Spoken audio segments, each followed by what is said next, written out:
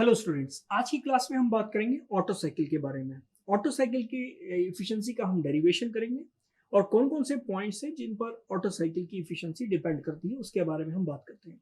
Okay, तो सबसे पहले हम बात करते हैं कि ऑटो साइकिल में कितनी प्रोसेस इन्वॉल्व होती है। उसके लिए हमें क्या करना होगा, पीवी डायग्राम हम ड्रॉ करते हैं। ओके, देखिए, pressure versus volume diagram. Pressure versus volume.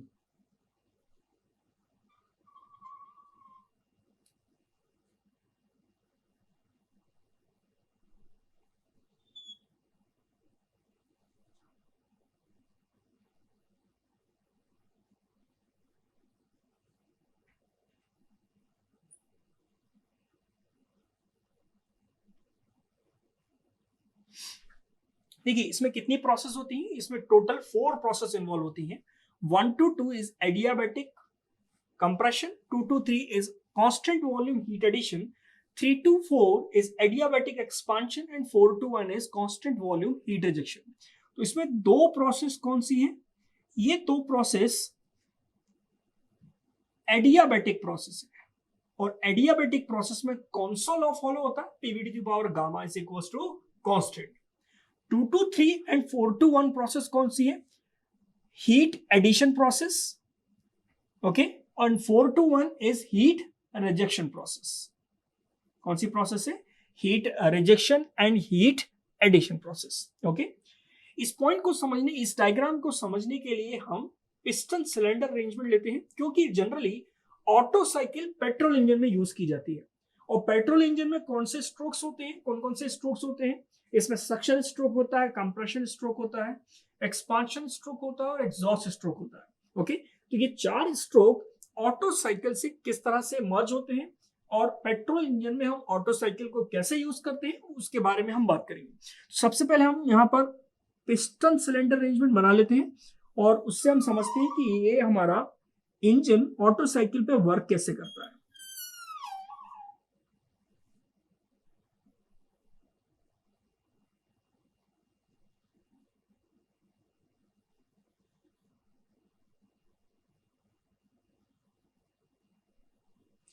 ये है पिस्टन,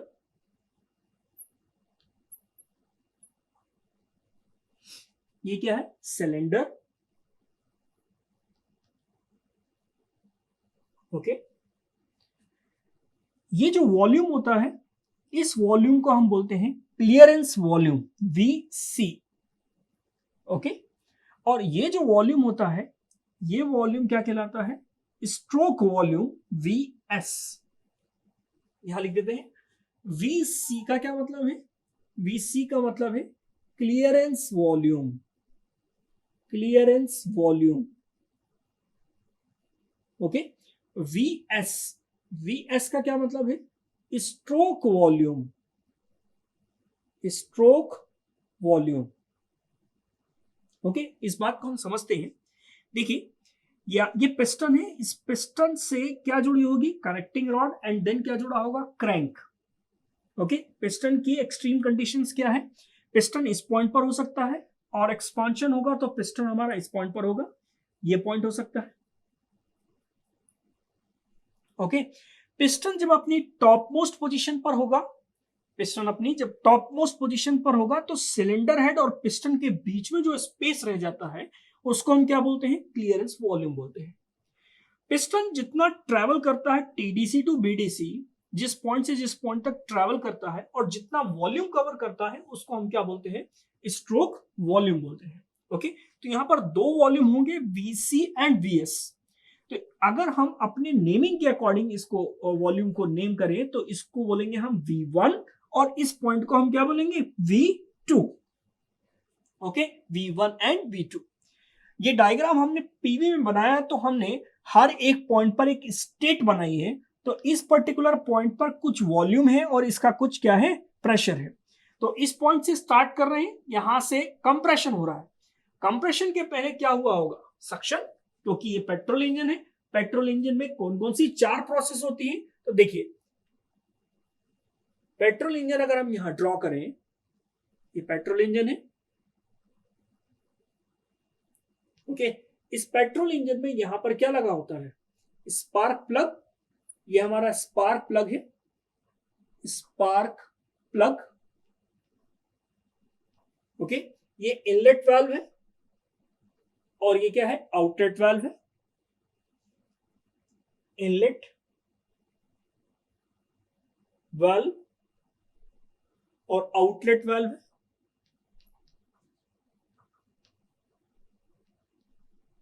ओके। प्रोसेस क्या क्या है और इसको हम ऑटो साइकिल से मिक्स करके पढ़ रहे हैं, ओके। देखिए ये हमारा पिस्टन है, इस पॉइंट से क्या लगी होती है, कनेक्टिंग रॉड, एंड देन यहां पर क्या लगा होता है, क्रैंक, ओके। ये पिस्टन है,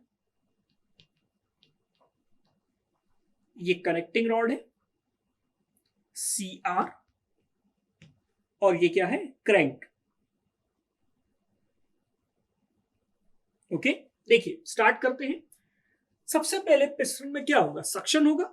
सक्शन में क्या होगा, पिस्टन मूव करेगा from TDC to BDC। TDC और BDC का क्या मतलब है, TDC का मतलब है टॉप डेड सेंटर, TDC का क्या मतलब है, top dead centre, top dead centre. BDC का क्या मतलब है, BDC का मतलब है bottom dead centre, bottom dead centre.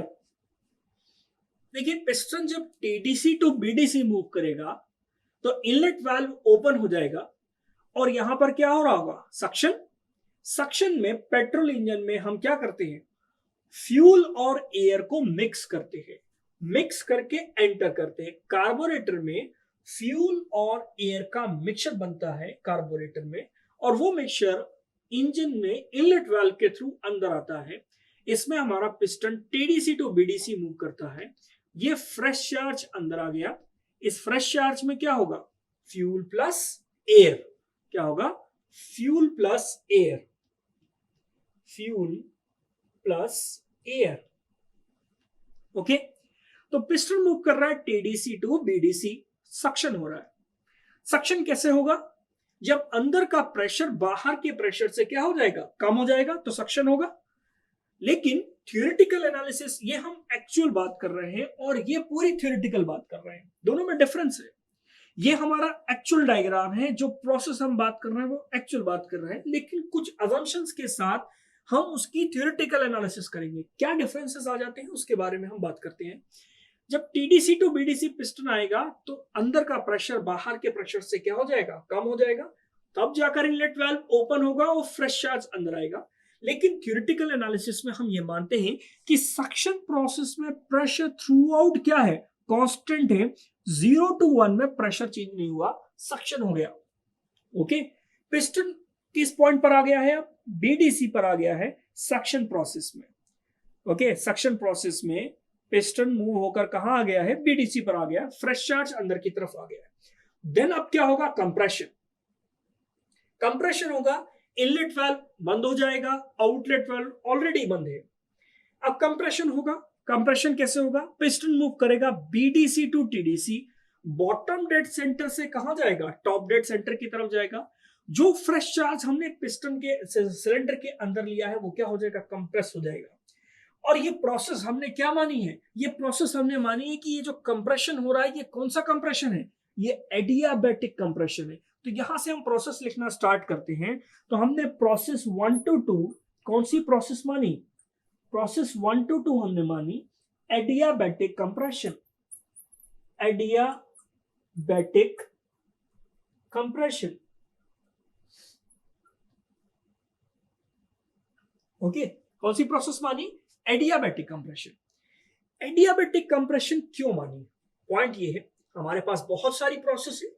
Thermodynamics में फर्स्ट यूनिट में हमने बहुत सारी प्रोसेस पढ़ रखी है, constant volume process, constant pressure process, polytropic process, isothermal process, adiabatic process, इतनी सारी प्रोसेस पढ़ी है। हमने इस कंप्रेशन को एडियाबैटिक कंप्रेशन ही क्यों माना, हमने उसको आइसोथर्मल कंप्रेशन क्यों नहीं माना, हमने उसको पॉलीट्रोपिक कंप्रेशन क्यों नहीं माना। एडियाबैटिक कंप्रेशन मानने से क्या चीजें बदल गई, देखते हैं। पिस्टन मूव हुआ बीडीसी टू टीडीसी, जो चार्ज था वो क्या हो गया, कंप्रेस हो गया। ओके, कंप्रेशन हो रहा है। अब यहां पर दो चीजें इन्वॉल्व है कि वर्क हो रहा है। वर्क कैसे हो रहा है, पिस्टन गैस पर काम कर रहा है। Okay, work done by the piston हो रहा है, ऑन दी गैस हो रहा है। ओके, तो हम ये चाहेंगे कि पिस्टन जितना काम कर रहा है गैस को कंप्रेस करने में, वो पूरा का पूरा वर्क किस में चला जाए, इस गैस को कंप्रेस करने में चला जाए, किसी भी तरीके का लॉस नहीं हो। तो आप ये देखिए कि एडियाबैटिक कंप्रेशन में की खासियत क्या है, क्या इंपॉर्टेंट है इसमें। एडियाबैटिक कंप्रेशन में हीट ट्रांसफर क्या होता है, जीरो। हीट ट्रांसफर क्या होगा, जीरो। और फर्स्ट लॉ ऑफ थर्मोडायनेमिक्स हमने पढ़ रखा है। फर्स्ट लॉ ऑफ थर्मोडायनेमिक्स क्या बोलता है, dq is equals to du plus dw। ये फर्स्ट लॉ ऑफ थर्मोडायनेमिक्स है। अब आप खुद देखिए, खुद सोचिए इस बारे में कि जब हीट ट्रांसफर हमने क्या कर दी, जीरो, तो पूरा का पूरा वर्क किसके अंदर चला जाएगा, इंटरनल एनर्जी में स्टोर हो जाएगा। ओके, ये क्या है, फर्स्ट लॉ ऑफ थर्मोडायनेमिक्स है। क्या है, first law of thermodynamics for a process. First law of thermodynamics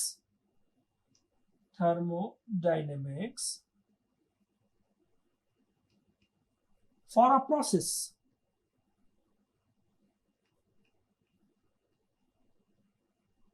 okay, तो देखिए हीट ट्रांसफर जीरो हो गया, जितना हम वर्क करेंगे वो पूरा का पूरा गैस में क्या चला जाएगा, स्टोर हो जाएगा। इसलिए जब हम कंप्रेस करते हैं तो उस कंप्रेशन को हम क्या मानते हैं कि ये क्या है, एडियाबैटिक कंप्रेशन। जब पिस्टन गैस पर काम करेगा तो जितना वो काम कर रहा है, energy neither be created nor be destroyed, only it can transfer one form of energy into another form. Energy को ना ही बनाया जा सकता है ना ही खत्म किया जा सकता है, इसको सिर्फ एक फॉर्म से दूसरे फॉर्म में क्या कर सकते हैं, कन्वर्ट कर सकते हैं। तो जो पिस्टन वर्क कर रहा है वो डेफिनेटली वो किसी ना किसी फॉर्म में क्या हो जाएगा, बदल जाएगा। तो जब हम पिस्टन की बात करते हैं तो ये मैकेनिकल वर्क करता है और गैस को कंप्रेस करता है। तो जब ये गैस को कंप्रेस करेगा तो गैस में जो कंप्रेशन होगा वो किस फॉर्म ऑफ एनर्जी में स्टोर हो जाएगा, हीट एनर्जी में स्टोर हो जाएगा। ओके, तो इंटरनल एनर्जी के अंदर ये स्टोर हो जाएगा। जितना भी वर्क डन कौन करेगा, हमारा पिस्टन करेगा। इसलिए इस कंप्रेशन को हमने कौन सा कंप्रेशन मान लिया कि ये कंप्रेशन कौन सा है, एडियाबैटिक कंप्रेशन है। एडियाबैटिक कंप्रेशन इसलिए माना गया क्योंकि हीट ट्रांसफर क्या है इसमें, जीरो। ओके, तो ये अजम्पशन है। क्या एक्चुअल में ऐसा पॉसिबल है, क्या एक्चुअल में ऐसा हो रहा है हमारे पेट्रोल इंजन में, जो आप बाइक चला रहे हैं क्या उसमें ऐसा हो रहा है, क्या हमने उसको इंसुलेट करके रखा है, क्या हम ये चाह रहे हैं कि सिस्टम से हीट बाहर ना निकले, नहीं। हमने ये चीज इसलिए अज्यूम करी कि हम थ्योरेटिकल एनालिसिस कर रहे हैं और हमारा कैलकुलेशन थोड़ा इजी हो सके। ओके, अगर हम एक्चुअल बात करें, एक्चुअल में जब हम कंप्रेशन करते हैं तो अंदर का टेम्परेचर प्रेशर हाई हो जाता है और हीट इंटेंशनली हम बाहर निकालते हैं। अगर हमने हीट बाहर की तरफ नहीं निकाली तो सिस्टम के अंदर का टेम्परेचर इतना बढ़ जाएगा कि हमारा जो पिस्टन है वो एक्सपांड कर जाएगा और हो सकता है वो सीज हो जाए। तो प्रैक्टिकल सिचुएशन ऐसी नहीं है जो हम थियोरेटिकल कंडीशन में मान रहे हैं, कैलकुलेशन के लिए हम क्या कर रहे हैं, उसको ये सारी चीजें अज्यूम कर रहे हैं। तो जब कंप्रेशन हो रहा है तो वो कंप्रेशन कैसा हो रहा है, एडियाबैटिक कंप्रेशन हो रहा है, ये माना गया है। ओके, एडियाबैटिक कंप्रेशन क्यों माना गया है, आपको मैंने बताया है कि वर्क पूरा का पूरा हीट एनर्जी में स्टोर हो जाए, इंटरनल एनर्जी में स्टोर हो जाए, इसलिए उसको एडियाबैटिक कंप्रेशन माना गया है। नेक्स्ट हम बात करते हैं 223। 223 कैसी प्रोसेस है, प्रोसेस 223 ये प्रोसेस कौन सी है, ये है constant volume heat addition.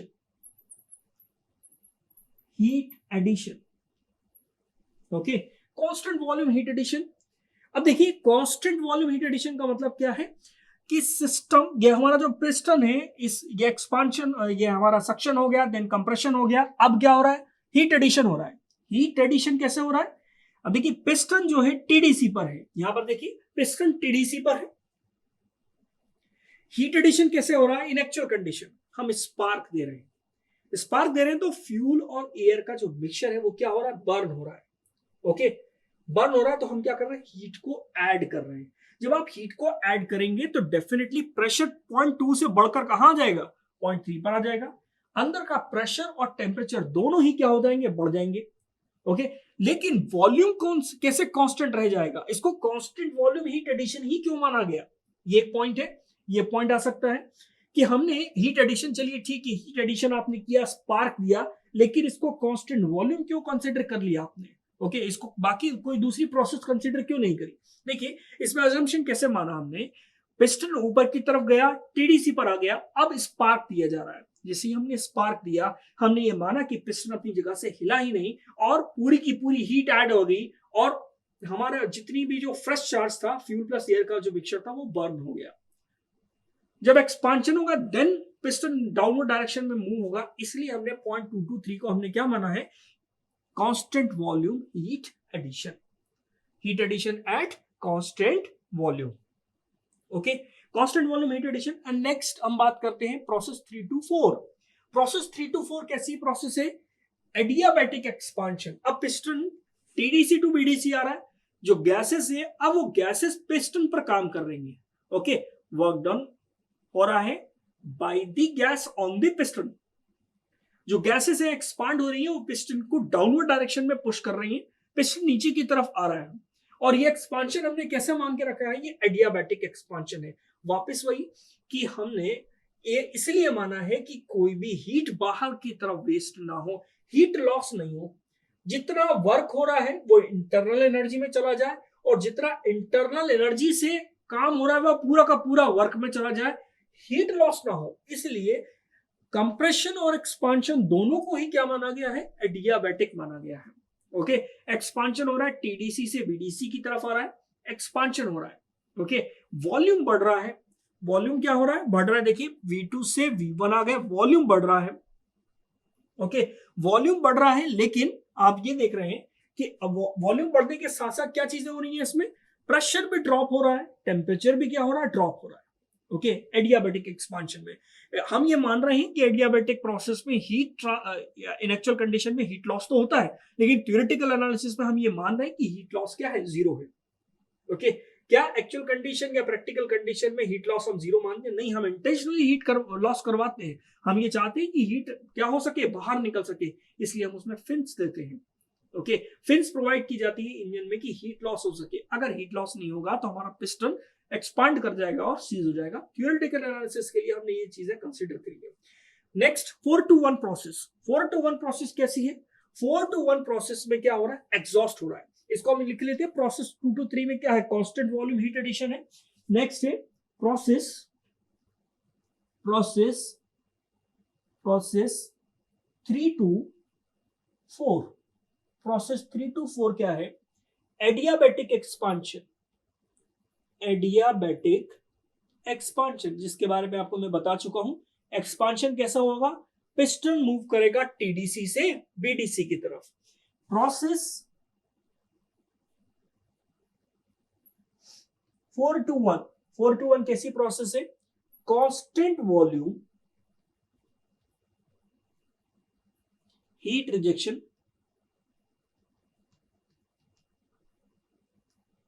Okay, constant volume heat rejection. अब इस पॉइंट के बारे में बात करते हैं कि कांस्टेंट वॉल्यूम हीट रिजेक्शन का क्या मतलब है। पिस्टन बीडीसी पर आ गया, गैसेस ने पिस्टन को पुश कर दिया, नीचे की तरफ पिस्टन आ गया और हमारी बाइक आगे की तरफ चल रही है। ओके, क्योंकि ये रेसिप्रोकेटिंग मोशन किस में कन्वर्ट हो रहा है, रोटरी मोशन में कन्वर्ट हो रहा है और व्हील हमारे घूम रहे हैं। ओके, जिससे कि हमारी गाड़ी आगे की तरफ बढ़ रही है। तो एक्सपांशन हो गया, अब हीट रिजेक्शन की बारी आई। हीट रिजेक्शन कैसे हो रहा है, आउटलेट वाल्व ओपन हो गया।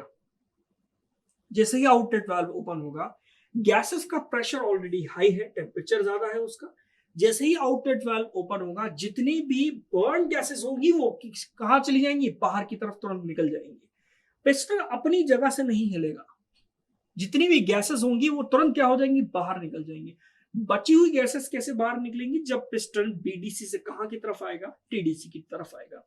इसलिए हीट रिजेक्शन को हम क्या मान लेते हैं, कांस्टेंट वॉल्यूम हीट रिजेक्शन मान लेते हैं। क्यों, क्योंकि हीट जब रिजेक्ट हो रही है तब पिस्टन में अपनी जगह से नहीं हिल रहा, जितना वॉल्यूम पहले था उतना ही वॉल्यूम बाद में है। इसलिए 0.4 और 0.1 का वॉल्यूम क्या है, सेम है, कांस्टेंट वॉल्यूम हीट रिजेक्शन हो रहा है। ओके, तो कांस्टेंट वॉल्यूम हीट रिजेक्शन में देखिए पिस्टन मूव हो रहा है बीडीसी से टीडीसी की तरफ, constant volume heat rejection process. ये 4 प्रोसेस होती हैं हमारी ऑटो साइकिल में। ओके, कौन कौन सी 4 प्रोसेस है?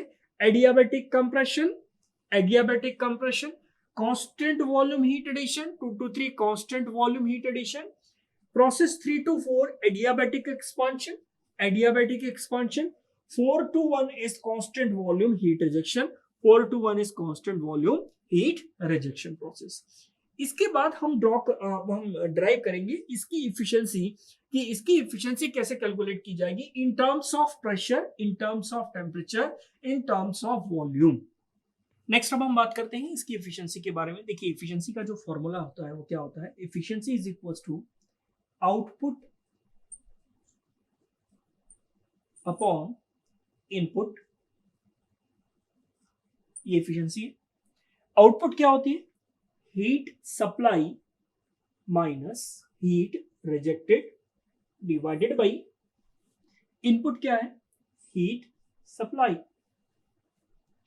इस फॉर्मूले से हम with the help of first law of thermodynamics heat supply और हीट रिजेक्टेड कैलकुलेट करेंगे। तो सबसे पहले हम कैलकुलेट करते हैं heat supply. Okay, heat supply QS, heat supply. Okay, देखिए हीट सप्लाई कहां हो रही है? प्रोसेस 2 to 3 में। कौन सी प्रोसेस में? Process 2 to 3। और ये प्रोसेस कौन सी है? ये प्रोसेस है कांस्टेंट वॉल्यूम प्रोसेस। वॉल्यूम क्या रहेगा? Constant. Okay, first law of thermodynamics से हीट सप्लाई कैसे निकालते हैं अगर वो कांस्टेंट वॉल्यूम प्रोसेस है? तो हम ऑलरेडी पढ़ चुके हैं फर्स्ट यूनिट में। क्या फॉर्मूला लगाते हैं? dq is equals to du plus dw। Okay, ये फॉर्मूला है। ये फॉर्मूला किसका है? First law. ये हमारा कौन सा लॉ है? First law of thermodynamics. देखिए कांस्टेंट वॉल्यूम प्रोसेस में वर्क डन क्या होता है? जीरो। वर्क डन क्या होता है? जीरो। किसी भी तरह का कोई वर्क आपको नहीं मिलेगा। जब पिस्टन मूव ही नहीं हुआ, वॉल्यूम कांस्टेंट रहा, तो वर्क डन मिलेगा ही नहीं। तो वर्क डन क्या है? जीरो। हीट सप्लाई कैसे कैलकुलेट की जाएगी? QS is equal to change in internal energy. DU क्या है? DU है change in internal energy. DU को मैं लिख देता हूं चेंज इन इंटरनल एनर्जी। ये सब कुछ हम पढ़ चुके हैं फर्स्ट लॉ में। Change in internal energy, internal energy. Okay, और इंटरनल एनर्जी में चेंज हम कैसे कैलकुलेट करते हैं? mcv dt, mcv dt। dt क्या है यहां पर? dt is the temperature difference. cv क्या है? Specific heat at constant volume. m क्या है? मास, मास ऑफ फ्रेश चार्ज या मास ऑफ गैस। या इसमें हम एयर ले रहे हैं तो mass of air. Okay, m का मतलब क्या है? मास। cv का मतलब क्या है? Specific heat at constant volume. Okay, dt क्या है? dt is the temperature difference, temperature difference.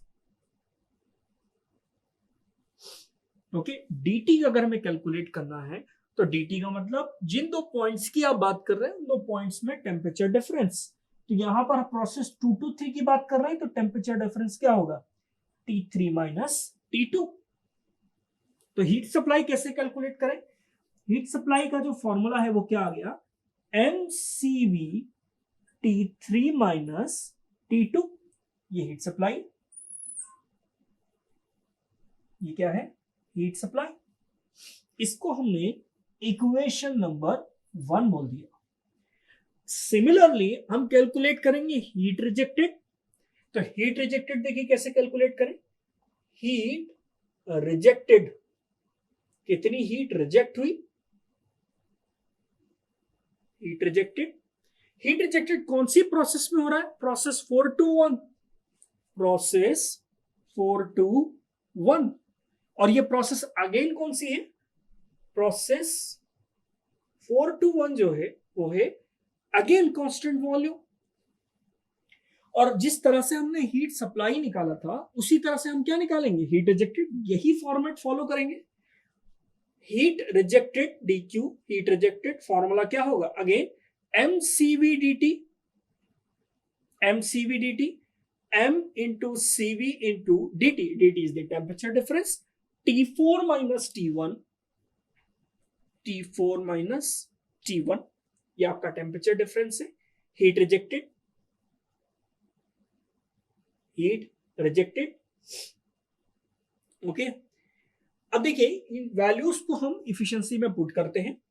Efficiency is equals to, अगर हम डिवाइड कर दें तो इसमें क्या आ जाएगा? 1 minus heat rejected divided by heat supply. Okay, heat rejected divided by heat supply. ये हीट रिजेक्टेड का फॉर्मूला है, इसको हम इक्वेशन नंबर 2 बोल दें।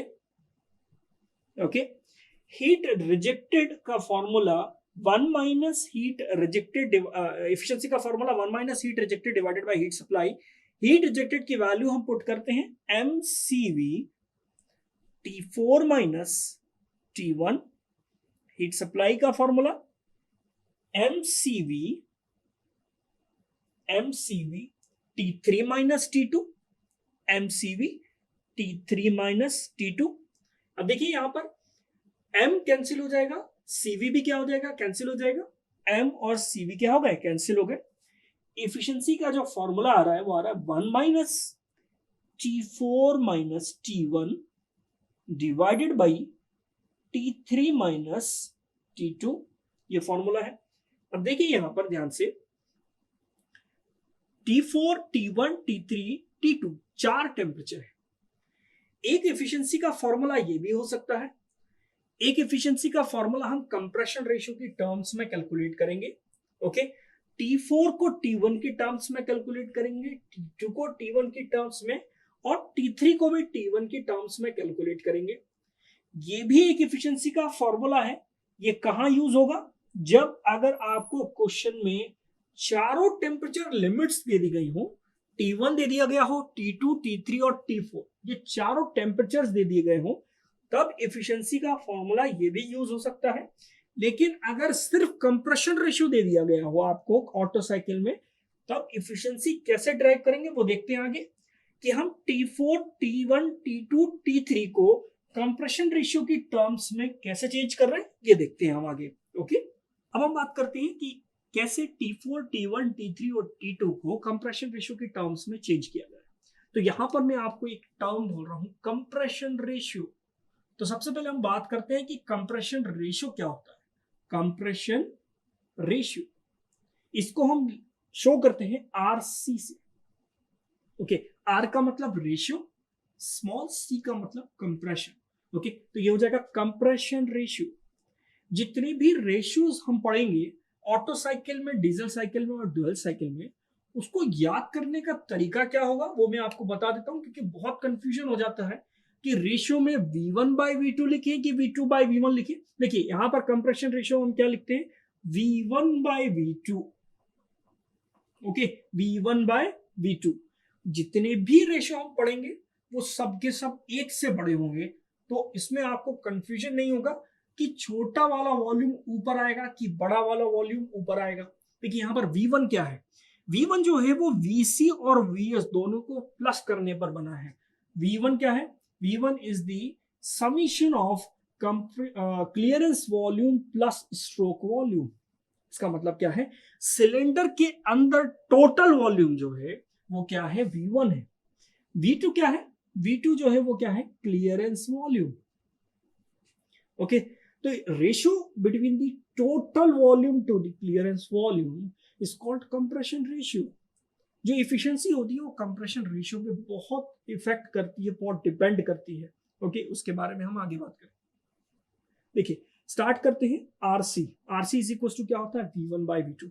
अब हम चेंज करना स्टार्ट करते हैं कि T1 को T4 को कंप्रेशन रेशियो की टर्म्स में कैसे चेंज किया जाए। तो स्टार्ट करते हैं प्रोसेस 1 to 2 से। प्रोसेस 1 to 2, प्रोसेस 1 to 2, ये प्रोसेस कौन सी थी? ये एडियाबैटिक प्रोसेस थी। तो एडियाबैटिक प्रोसेस में लॉ कौन सा फॉलो होता है? PV to the power gamma is equals to constant. हमने फर्स्ट लॉ ऑफ थर्मोडायनेमिक्स जब फर्स्ट यूनिट पढ़ रहे थे तो वहां पर गैस लॉ से रिलेशन ड्राइव किए थे प्रेशर टेम्परेचर वॉल्यूम में के बीच में। वो रिलेशन क्या थे मैं आपको बता देता हूं। पहला रिलेशन तो यही हो गया, PV to the power gamma is equal to constant. Temperature और वॉल्यूम्स के टर्म्स में क्या रिलेशन था? अगर हम प्रोसेस 1 to 2 के लिए अगर हम लगाएं तो रिलेशन क्या था? T1V1 to the power gamma minus 1, okay, and T2V2 to the power gamma minus 1।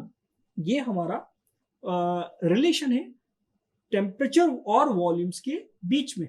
देखिए T2 इज इक्वल्स टू यहां से T1V1 by V2 to the power gamma minus 1, okay. T2 is equals to T1 V1 by V2 क्या है? V1 by V2 क्या है? Compression ratio. तो यहां पर हम लिख सकते हैं कंप्रेशन रेशियो की power gamma minus 1, okay okay. ये एक इक्वेशन आ गई हमारे पास। T2 किसके टर्म्स में आ गया? T1 के टर्म्स में आ गया, ओके। इसी तरह से T4 को भी किसके टर्म्स में निकाल लेंगे? T1 के टर्म्स में निकाल लेंगे। और T3 को भी किसके टर्म्स में निकाल लेंगे? T1 के टर्म्स में निकाल लेंगे। अब देखिए प्रोसेस 1 to 2 से ये निकल के आया। प्रोसेस 2 to 3 की हम बात करते हैं। प्रोसेस 2 to 3, ये प्रोसेस कौन सी है? ये प्रोसेस है कांस्टेंट वॉल्यूम प्रोसेस। इंटरेस्टिंग है, देखिएगा, कांस्टेंट वॉल्यूम प्रोसेस। अगर आपको फॉर्मूले याद नहीं भी है तो भी आप इस डेरिवेशन को आसानी से कर सकते हैं, बेसिक्स अगर आपको पता है तो। Constant volume process, constant volume process में देखिए क्या चीजें होती हैं। V is equal to constant, अगर हम गैस लॉ लगा दें, गैस लॉ, गैस लॉ क्या होता है? गैस लॉ होता है PV is equal to MRT, PV is equal to MRT। यहां पर वॉल्यूम हमने कांस्टेंट कर दिया, कौन सी प्रोसेस के लिए? 2 to 3 के लिए।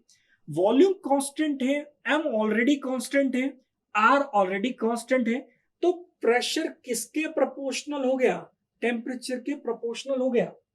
इसका मतलब क्या है कि वॉल्यूम अगर कांस्टेंट है सिस्टम के अंदर, जैसे कि एग्जांपल आपको मैंने दिया था फर्स्ट लॉ ऑफ थर्मोडायनेमिक्स में, प्रेशर कुकर एक कांस्टेंट वॉल्यूम का एग्जांपल है। वॉल्यूम तो अपना प्रेशर कुकर का चेंज नहीं होगा, प्रेशर कुकर आपका बड़ा नहीं हो जाएगा, वॉल्यूम उतना ही रहेगा। अगर हीट सप्लाई आप करेंगे, अंदर का प्रेशर बढ़ेगा तो अंदर का टेम्परेचर भी क्या हो जाएगा? बढ़ जाएगा। दोनों एक दूसरे के प्रोपोर्शनल है। अगर प्रेशर बढ़ेगा तो टेम्परेचर भी क्या हो जाएगा? बढ़ जाएगा, प्रोपोर्शनल है। तो यहां से निकल कर आया T by T is equals to constant, okay. इसको हम अपनी प्रोसेस में अप्लाई कर देते हैं 2 to 3 में। P2 by T2 is equals to P3 by T3। अगर आपको याद नहीं तो मैं आपको बता देता हूं कि P बाई टी कांस्टेंट का मतलब क्या है। किसी भी पॉइंट पर आप प्रेशर और टेम्परेचर का रेशियो लीजिए, आपको वैल्यू सेम ही मिलेगी। कांस्टेंट का मतलब हो सकता है न्यूमेरिकल वैल्यू, प्रेशर अगर मैं रख दूं 50 मेगा पास्कल, टेम्परेचर रख दूं 273 केल्विन, डिवीजन करने के बाद आंसर आ गया 2। तो ये जो 2 है वो हर एक पॉइंट पर 2 ही मिलेगा। तो इसलिए P2 by T2 is equal to क्या होगा? P3 by T3। डिवीजन करने पर वैल्यूज क्या आएंगी? सेम आएंगी, ओके। तो T3 is equal T3 by T2, T3 को हम यहां लेकर आ रहे हैं, is equal to P3 by P2, okay. यहां पर P3 बाय P2 क्या है? P3 क्या है? P3 क्या है? एक प्रेशर है P3। P2 क्या है? ये भी एक प्रेशर है P2, okay. P2 pressure at point 2, P3 pressure at point 3। तो P3 बाई P2 को हम क्या बोलेंगे? प्रेशर रेशियो, प्रेशर रेशियो जिसको हम आरपी बोलेंगे, ओके। आरपी का मतलब क्या है? Pressure ratio, okay. तो यहां पर T3 by T2 is equal to P3 by P2। तो यहां पर आ रहा है T3 is equal to T2 multiplied by pressure ratio. और T2 हम ऑलरेडी निकाल चुके हैं in terms of T1, put कर दीजिए। T3 is equal to T2 की वैल्यू T1 आरसी की power gamma minus 1 multiplied by pressure ratio. अब देखिए यहां पर T3 की वैल्यू T1 के टर्म्स में आ गई, T2 की वैल्यू भी T1 के टर्म्स में आ गई, T1 तो ऑलरेडी T1 ही है, T4 की वैल्यू हम किसके टर्म्स में निकाल लें? T1 के टर्म्स में निकाल लें। तो T4 की वैल्यू T1 के टर्म्स में निकालने के लिए कौन सी प्रोसेस देखें? Process 4 to 1, process 4 to 1। ये कैसी प्रोसेस है? Again constant volume process like this. हमने ऑलरेडी एक प्रोसेस 2 to 3 देखी, constant volume process.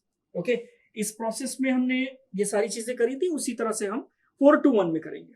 Okay, 4 to 1 process again constant volume process है, V is equal to constant.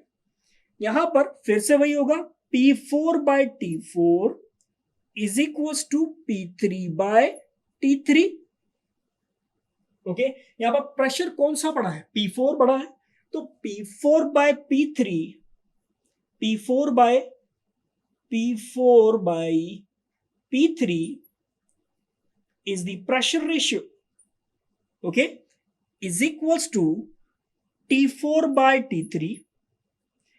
T4 is equals to T3 multiplied by pressure ratio.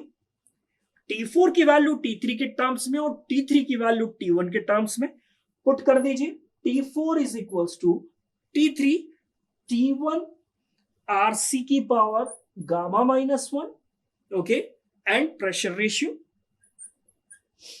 आ गया। RP की value आपने put कर दी।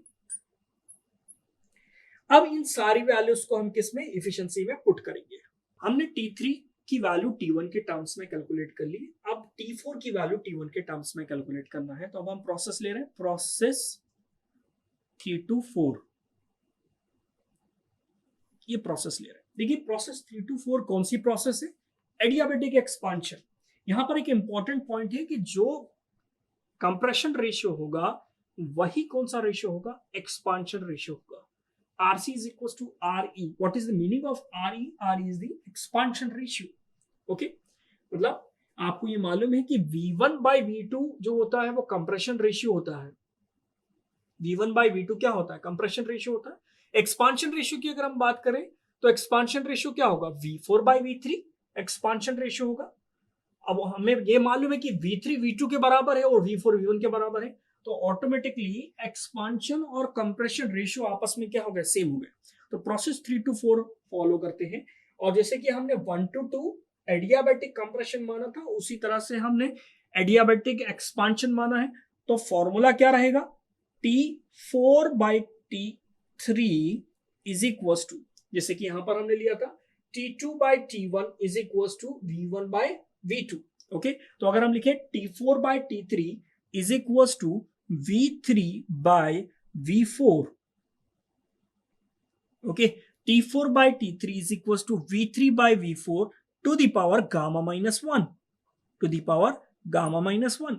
अब यहां पर V3 by V4 या V4 by V3 क्या है? V4 by V3 जो है वो कंप्रेशन एक्सपांशन रेशियो है, तो वैल्यूज रख देते हैं। RE is the expansion ratio gamma minus 1 into T4 is equals to T3। Okay, ये कैसे आया? यहां पर V4 और V3 को हम यहां पर ले गए, V4 by V3 क्या आ गया हमारे पास? Expansion ratio to the power gamma minus 1 multiplied by T4, और T3 को क्रॉस मल्टीप्लाई कर दिया। क्लियर? T3 की वैल्यू T4 के टर्म्स में आ चुकी है। T3 की वैल्यू किसके टर्म्स में आ गई? T4 के टर्म्स में आ गई। T3 की वैल्यू T4 के टर्म्स में, T3 is equal to T4, और T3 की वैल्यू हमारे पास क्या है? T1 RC to the power gamma minus 1। इसको मैं यहां लिख देता हूं एक बार। T3 की वैल्यू है T1 RC to the power gamma minus 1 into RP। ओके, ये T3 की वैल्यू को हम यहां पुट कर देते हैं। ओके, पुट करके सॉल्व करते हैं। यहां पर RE expansion ratio multiplied by T4 is equals to T1 compression ratio to the power gamma minus 1 into RP। Okay, देखिए कंप्रेशन रेशियो और एक्सपांशन रेशियो आपस में क्या है? सेम, तो ये कैंसिल आउट हो जाएगा, और T4 की वैल्यू T1 के टर्म्स में आ गई, T1 into RP। ओके, इन सारी वैल्यूज को हम यहां पर पुट कर देते हैं। देखिए यहां पुट करने के बाद क्या आता है, T4 की वैल्यू T1 के टर्म्स में T1 into RP minus T1 okay divided by T3 की value T1 RC to the power gamma minus 1 into RP minus T2 की value T1 RC to the power gamma minus 1। इस equation में आप ये देखिए ध्यान से, T1 कॉमन आ रहा है न्यूमरेटर से और डिनोमिनेटर से, कैंसिल आउट हो जाएगा। ओके और भी एक इंपॉर्टेंट पॉइंट है कि RC to the power gamma minus 1 भी कॉमन आ रहा है, तो इसको हम कॉमन निकाल लेते हैं और आगे सॉल्व कर लेते हैं। T1 कॉमन, अंदर बचेगा RP minus 1 divided by T1 और RC common, T1 RC to the power gamma minus 1 common, अंदर क्या बचेगा RP माइनस 1। ओके ये पूरा कैंसिल, ये कैंसिल हो गया। ये हमारा इक्वेशन 1 माइनस में चल रहा था, किस में चल रहा था, 1 माइनस में चल रहा था, 1 माइनस समथिंग, 1 माइनस में चल रहा था ये पूरा। तो हमारे पास इक्वेशन क्या आ गई, 1 माइनस 1 अपॉन कंप्रेशन रेशियो की पावर गामा माइनस 1। ये हमारे पास फाइनल फॉर्मूला है इफिशिएंसी का। हम टेम्परेचर के टर्म्स में भी इफिशिएंसी का फॉर्मूला लिख सकते हैं, लेकिन क्वेश्चन में अगर आपको सिर्फ कंप्रेशन रेशियो दे दिया या एक्सपांशन रेशियो दे दिया तो आप इफिशिएंसी कैसे निकालेंगे, 1 माइनस 1 अपॉन कंप्रेशन रेशियो की पावर गामा माइनस 1। इस पॉइंट से हमें ये समझ में आया कि ऑटो साइकिल की जो इफिशिएंसी है वो दो पैरामीटर पर डिपेंड कर रही है, पहला है कंप्रेशन रेशियो और दूसरा है adiabatic index. First law of thermodynamics में फर्स्ट यूनिट में हमने पढ़ के रखा है कि एडियाबैटिक इंडेक्स की वैल्यू क्या होती है। अगर हम एयर की बात करें तो एडियाबैटिक इंडेक्स की वैल्यू 1.4 होती है। एडियाबैटिक इंडेक्स की वैल्यू भी चेंज हो सकती है अगर गैसेस चेंज हो रही है तो। अगर मोनोटॉमिक गैस है, डायटोमिक गैस है और ट्राइटोमिक गैस है तो गामा की वैल्यू अलग अलग होगी, 1.33, 1.4 एंड 1.67। अगर हम गामा की वैल्यू को बढ़ा दें या घटा दें तो इफिशिएंसी पे क्या इफेक्ट होगा, अगर हम कंप्रेशन रेशियो की वैल्यू को बढ़ा दें या घटा दें तो इफिशिएंसी पे क्या इफेक्ट होगा, इसके बारे में हम नेक्स्ट क्लास में बात करेंगे। Okay thank you.